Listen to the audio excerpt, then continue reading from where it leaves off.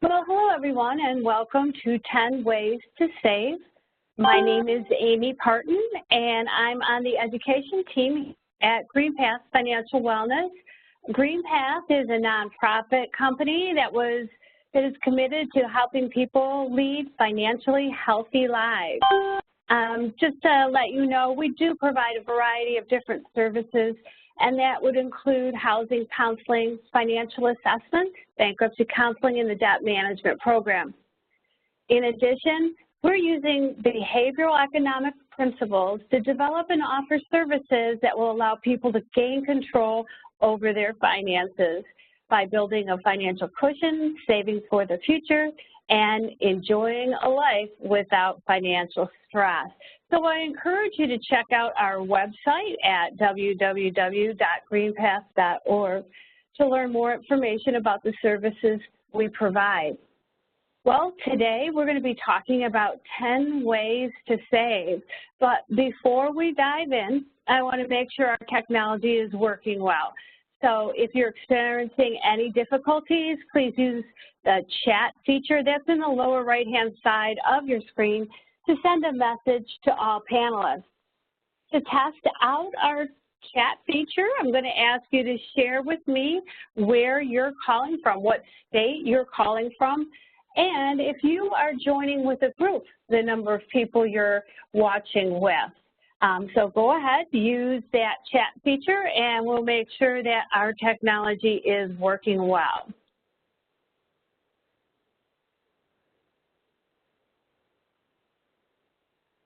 All right, I am getting some responses. That is fantastic news. We do have some folks from, wow, all over. We've got some folks from Colorado, Michigan, Massachusetts, Texas, Detroit, another Texas. Well, great. It looks like everyone is here and is able to hear me, so I'm going to go ahead and let's get started.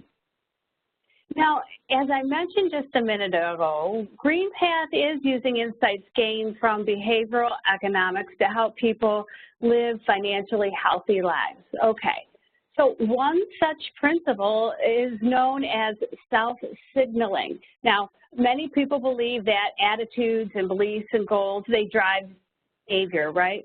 But actually, as it turns out, sometimes it can be the other way around.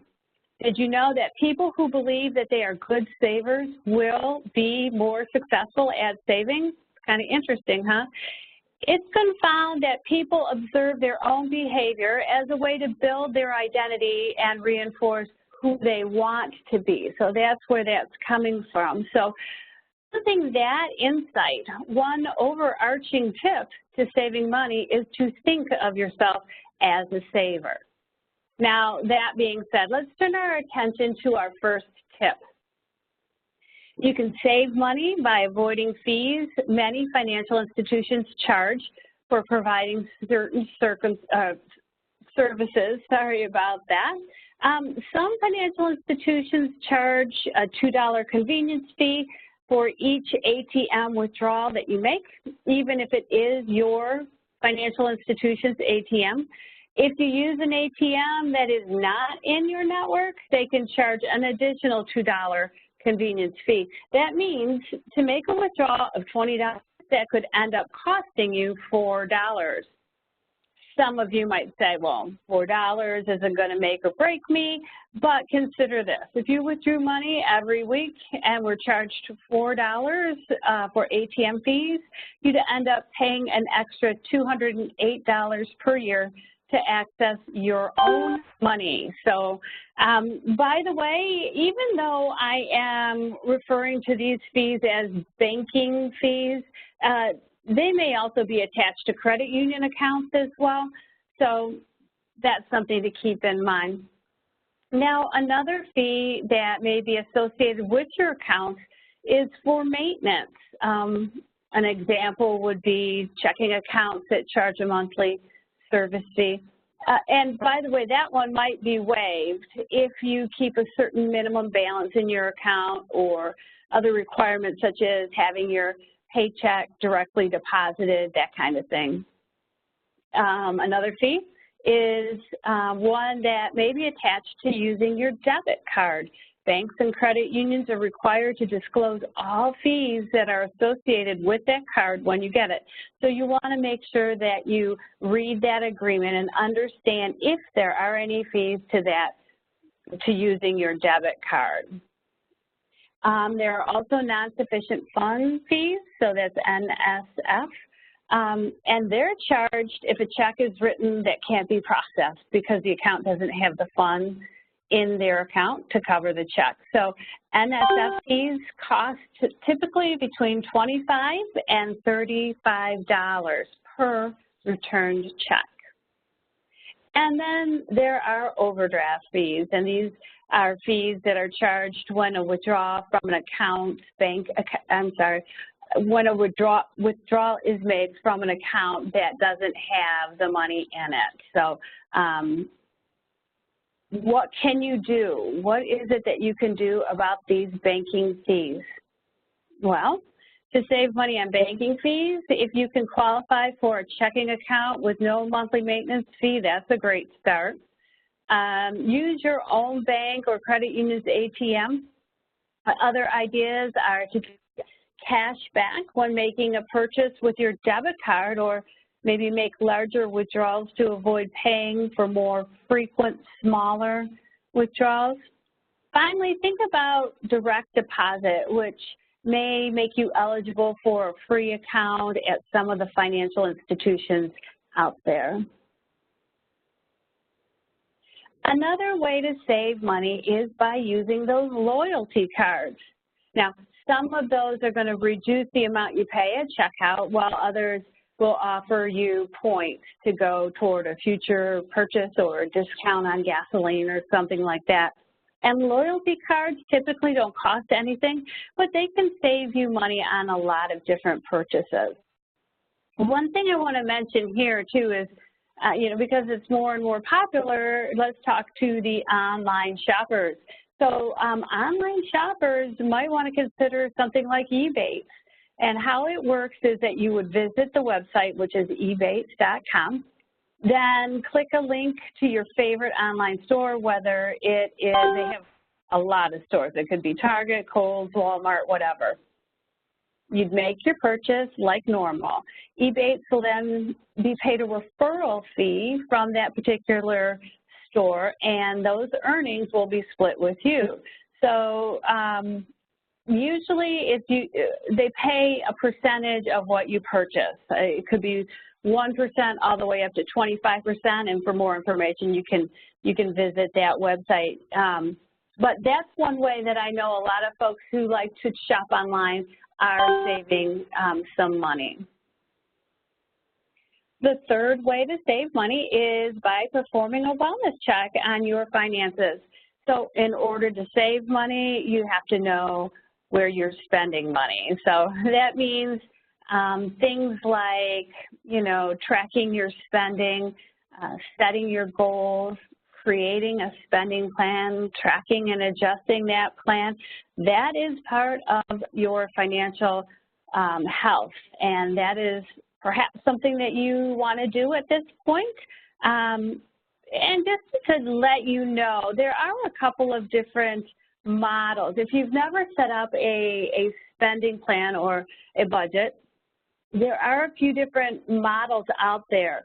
So there's one that it's called the 50-20-30 rule, and it says that 50% of your income should go to living expenses, and that would be like housing, utilities, groceries, those essentials, right? 20% of your income should go toward goals like saving, investment, debt reduction, and then 30% of your income should be used for flexible spending. So that's meaning everything you want to buy, but you don't necessarily need to buy, so vacations and entertainment and that kind of thing. A lot of people like the simplicity of that model. It is just a matter of preference. You'll want to find a model that feels natural to you and that makes sense to you. So many experts recommend using zero balance budgeting. And I want to just mention that for a minute. This is where you compare your income to your expenses and you're striving for a zero balance so they even out. Now, the expenses should include your bills, of course, but also you'll want to include categories like savings and that kind of thing in that balance, zero balance budget. Okay, and there are all sorts of tools that you can use to help you with your spending plan. So, for example, technology. PC World investigated some of the most popular apps for budgeting and tracking, and these are the top 4. So Mint is one of the most popular. What it does is it tracks your financial accounts in real time and gives you a big picture view of your finances. You Need a Budget is based on the envelope system and uses a zero-sum budgeting system as well. Then there is Every Dollar, that's from Dave Ramsey. That is part of the 7-step baby steps journey to financial solvency, so you'll want to make sure you understand that if there's a cost to that whole program. And then finally, Quicken. Quicken will import and categorize your bank and credit card transactions. They will project your income and your expenses, and they'll alert you to upcoming bills, and it helps you to create a budget. Now, technology is wonderful for sure, but some people like to build their own budget. Maybe they might use spreadsheets. Others maybe want to purchase a software that is specifically designed to budget. And then there are the people who prefer and are quite successful using a pencil and paper and working their budget with manually. So one thing, too, you want to keep in mind, and if you've never had a budget or maybe your budget needs kind of fluffing up and the dust off of it, dusting, if you really want to figure out where your money's going and determine where you can save, you might want to consider going to this 30-day financial cleanse. Now, if you search on the internet, you'll see information about this type of a program. There is even a financial cleanse quick start guide at the Schwab MoneyWise website. And, you know, it's kind of based on the 30-day, you know, health cleanse. So it's pretty interesting and something you might want to check out. Now, we are often asked about how much we should spend on housing and how much should go into savings, et cetera. And just to really stress, every budget is unique, but here is a breakdown of a spending plan. It's based on, you might remember Oprah's debt diet a few years back. This pie chart is a result of their recommendations. So in it, housing makes up about 35% of the spending plan. And by the way, that includes things like mortgage, of course, or rent, and other items, including repairs, utilities, taxes, insurance, so anything that has to do with maintaining or insuring your housing. In this, savings is 10% of the spending plan. And the one thing that, regardless of what kind of model or framework you're using, you do want to treat your savings like it is a priority bill. So each month you would try to save 10% of your income, and having a savings plan in place can really help you cover emergencies for and unexpected expenses that occur, and help you avoid unwanted and unplanned debt. So transportation makes up about 15% of a spending plan. This not only includes a car payment, but other expenses that go along with the car, just like with the house, like insurance, gasoline, parking. Other debt, such as credit cards, student loans, personal loans, that can take up as much as 15% of the spending plan. And then the final remaining 25% can be used for all other expenses, such as groceries, dining out, entertainment, clothes, that kind of thing. Now, this part of the budget, that 25% quote other expenses, now that can be the most challenging category to track, and that is where some tracking tools can really help you be successful in figuring out where your money is going. Okay, way number 4 is to rethink your monthly expenses. I think we could all agree that monthly expenses can really add up, with cable averaging about $103 per month, cell phones costing between $45 and $100 per month, internet $12 a month, and that's just for the dial-up. And yes, they still do have dial-up, but and then high-speed broadband topping out at about $145 a month. So, you know what? A great way to save money is to rethink your monthly expenses, because you know we really can get lulled into just kind of going with the flow and keeping things the way they are and not making any different choices. But just to give you an example, people are paying a lot more, 39% more actually, for TV services than they did in 2011, for example. And that's according to a recent survey. And that turns out to be about 8 times the rate of inflation. So just going with the flow may not be the best use, and you might be able to save some money by just kind of rethinking those expenses. Shopping around for the best deal is also great. So you want to also think about the services that you need versus want. So do you need to have the premium channel and Netflix, for example? Do you need a cell phone with unlimited data, or a landline and a cell line? So I think you get the idea. So not only looking at the individual expense and how much you're paying for your cell phone or whatever, but also, do you really need that expense? Is that something, or do you have overlapping expenses like premium channels and Netflix? So, all right. The next tip or ways to save money is to reduce energy costs. Using cold water to wash your clothes, you know what? You can save 50% of the energy that you would use if you used hot water. It seems like a lot, but, and you can imagine that's going to save you some money. Another recommendation is to have your furnace tuned up every 2 years, and you will save about 10% on your heating bill because it'll be running in perfect order, and it saves some of that carbon dioxide that it uses. So use compact fluorescent light bulbs, those CFLs, instead of traditional bulbs. That's another way.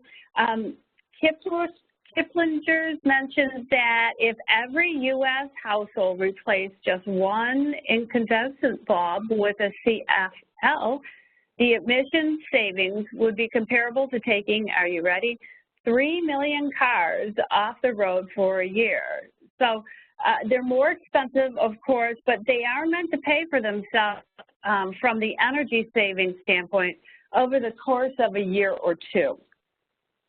Lowering the temperature on your thermostat. For every degree that you lower your home's temperature during the cooler months, you can subtract about 5% from your bill. So let's hear from you now. Using the chat feature, please share other ways you use to reduce your energy costs or ideas that you have. Go ahead, find that chat feature again, and let me know how can you reduce your energy costs.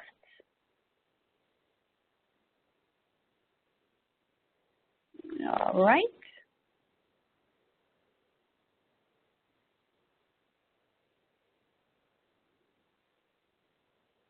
Okay, yeah, all right. So let me share a couple of the things that are coming through.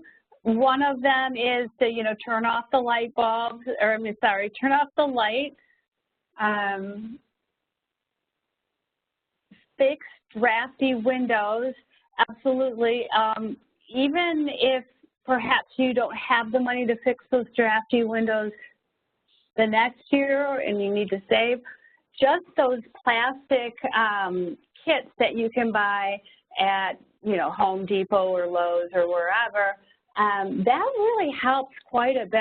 I did this in my own home, and I was surprised at the amount we save month to month. I'm here in Michigan, so our winters are kind of hard, but it really did help. I could put my hand in front of that window with that plastic covering on it, and I couldn't feel the cold from it at all. So those really do work.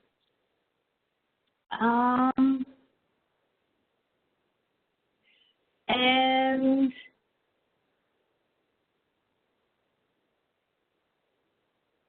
weather stripping, perfect. See if there's any other, turn off the lights again. Oh, okay, close up rooms that aren't in use, run dishwasher only when it's full. Okay, those are some great ideas for sure. So let's move on to transportation now. Pay attention to mileage estimates. You know, we kind of, again, get a little numb when we're shopping for a car and we're looking and we're kind of looking at the color. We're looking at if you're buying a used car, how many miles is on it, what the interior is like, what the features are. But one thing we tend to overlook is the mileage estimates on it.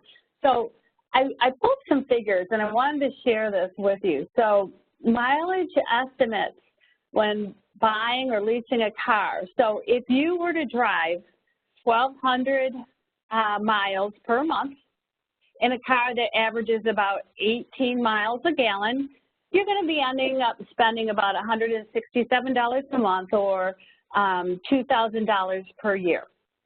Okay, drive that same amount, 1,200 miles per month in a car that averages 25 miles per gallon, and you'll spend $120 a month or $1,400 per year. So bottom line, just that difference in gas, and that's when gas is about $2.50 per gallon. That's what I use. But anyway, you would save $564 a year. So that's nothing to sneeze about for sure.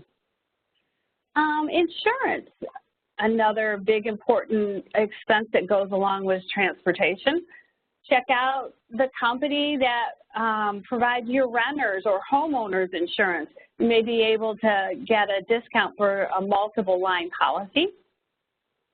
Regularly shop insurance rates as well. You know, regardless of who you buy from, you can save money by shopping around every year or so for your insurance.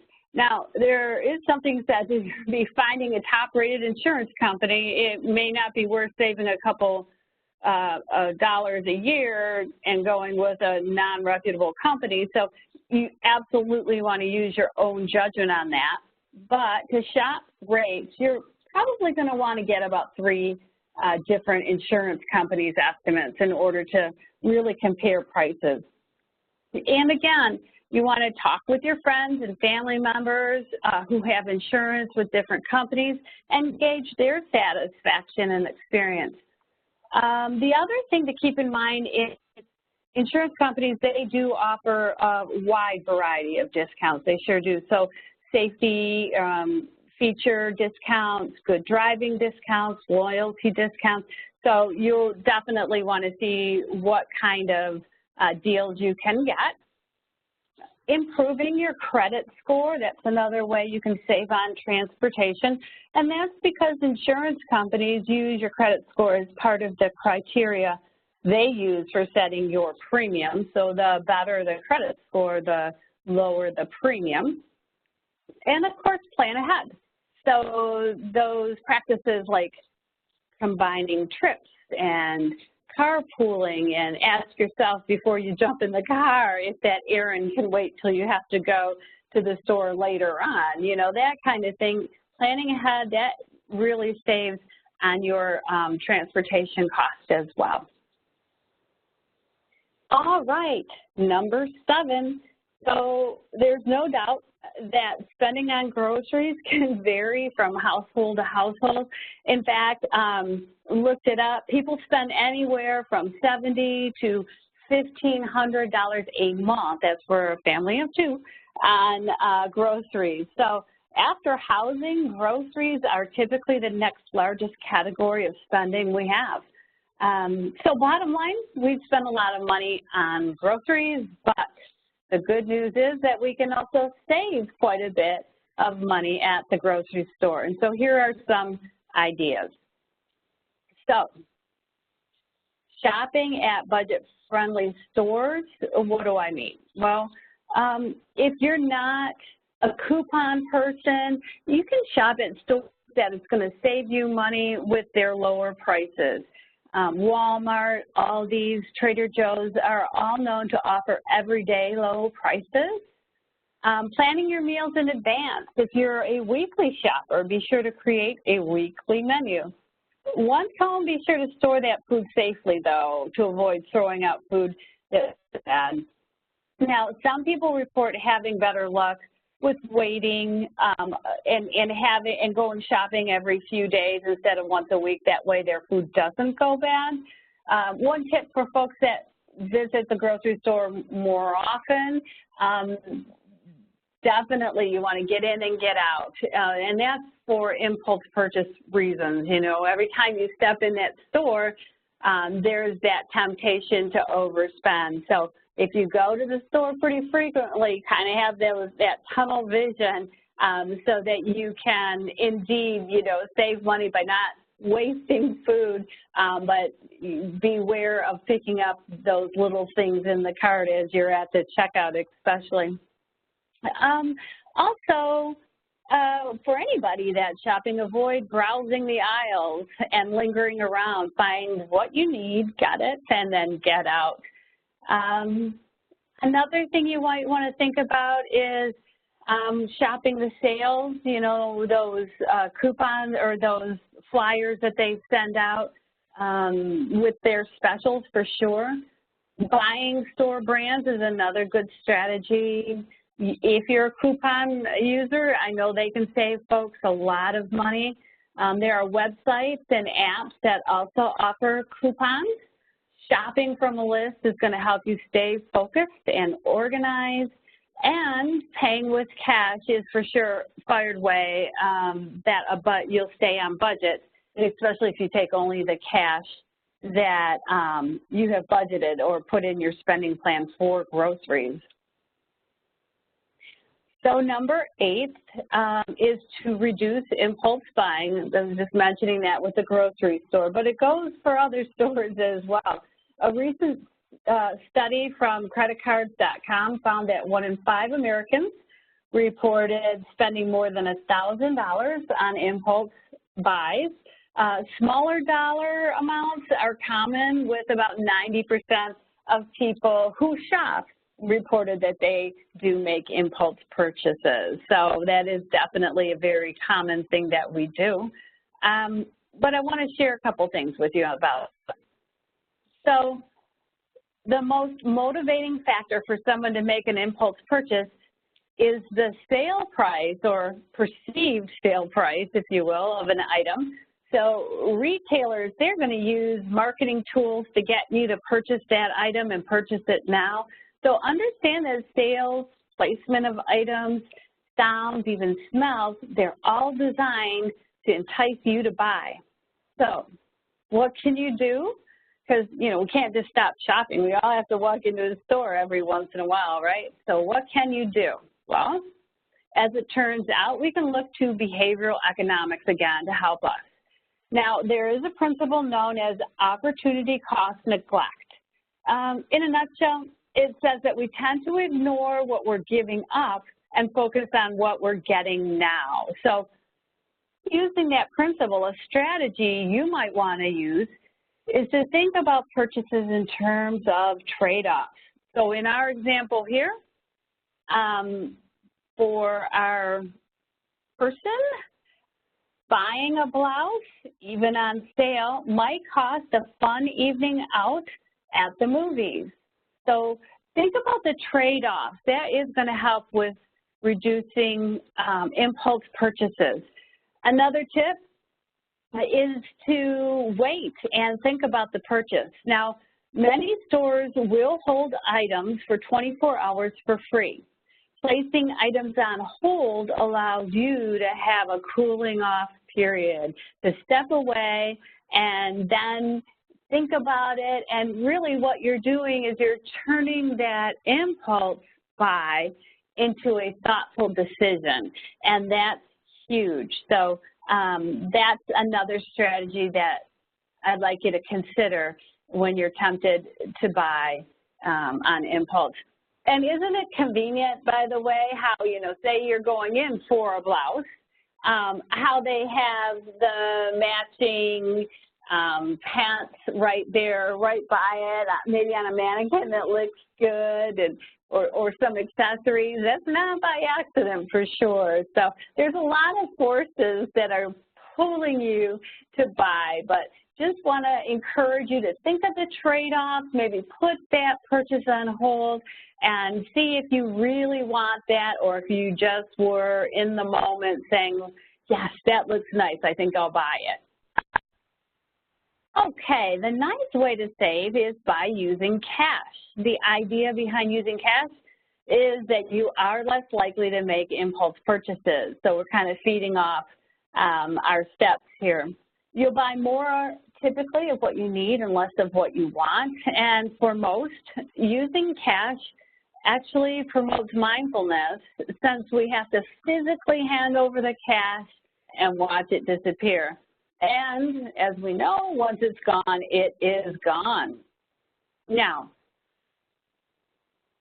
setting up roadblocks like only carrying a limited amount of cash is a great strategy to stay on track and avoid temptation as well. So maybe, again, you know, leaving the credit cards at home, only taking cash, only taking your budgeted amount with you, those are all roadblocks. It's kind of getting in your way of overspending. And the 10th way to save money is actually one of the most basic, best practices of personal finance, and that's to pay yourself first. Now, to pay yourself first means before you pay the bills, before you buy groceries, before you do anything else, you set aside a portion of your income to go towards savings. What do I mean? Well, savings could be putting money into your 401k, 403b, or IRA. And if you're lucky enough to work for an employer that'll match that contribution, you definitely want to max that out. Another thing you want to put money towards savings is for that account, those emergencies, those unexpected. You definitely want to have that built up. And then the third area that people usually want to save for is goals. So maybe it's a goal of going to vacation or college education, something along those lines. But those are the basic categories of savings that most people have. And we often hear about how it is hard to reduce monthly spending in order to pay yourself first. So what about the idea to start out with your savings already removed from your income and then pay the bills? How do you do it? Well, you could have your paycheck split and put part of it into a separate savings account and the rest of it in a transaction account. That works really well for folks. If you've never started your spending plan and you don't really have, and you're thinking about creating one, I really encourage you to do this, because it is a lot harder to reduce spending to save than starting out with a smaller amount to spend. So having that direct deposited before it gets into your budget is a perfect strategy. Another thing to think about is consider ignoring your raises for the next few years and then deposit that increased income into a savings account, again, separate. You know, people do report being more successful at savings if they have that paycheck directly deposited into a different account than their transaction account or their account they use to pay bills. Now, many say it is hard to spend, it's hard not to spend the money that's sitting in that checking account. Even though it's earmarked for something else, we see that, you know, that balance and we think, oh, I have all that money. So actually separating it out is going to set you up for success. All right, we have talked about quite a bit. We talked about 10 ways to save today. We started out with talking about avoiding unnecessary banking fees, then using loyalty cards to get discounts. We talked about checking your financial health by figuring out where your money is going and setting up a spending plan. Closely related is to rethink your monthly expenses, not only the individual expense, but what kind of expenses you need. Again, do you need TV, Hulu, Netflix, all of it. So, and don't forget about energy costs and ways to conserve energy. Consider going to your electric company's website for more information on saving or scheduling even an energy consultation. We talked about saving money on transportation, paying into miles per gallon when it's time to get a new vehicle, as well as, you know, combining your trips and rethinking every time you hop in the car to go somewhere if that errand can wait and be combined with another one. All right, we talked about saving on groceries as well and ways to reduce impulse buying by setting up obstacles using cash. And finally, we took a look at paying yourself first and having a portion of your paycheck deposited into a separate savings account to help you avoid the temptation of spending. Does anyone have any questions or tips at this point? I'm happy to answer those. If anyone has to sign off now, thank you so much for joining us. Our next webinar is on April 25th at noon Eastern. We're doing something a little different by offering this webinar in Spanish. Now, the topic is credit, so if you know someone who you think may be interested in joining us, please feel free to direct them to our website to sign up for our webinar. All right. And let me check the chat to see if I have any questions.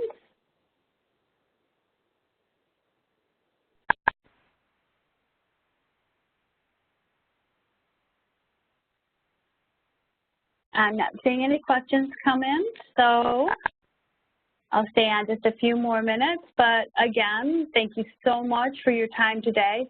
If you'd like to speak with one of our financial experts, you can always give us a call at 800-550-1961 for a free consultation. I do hope this has been helpful. Again, our next webinar is on April 25th.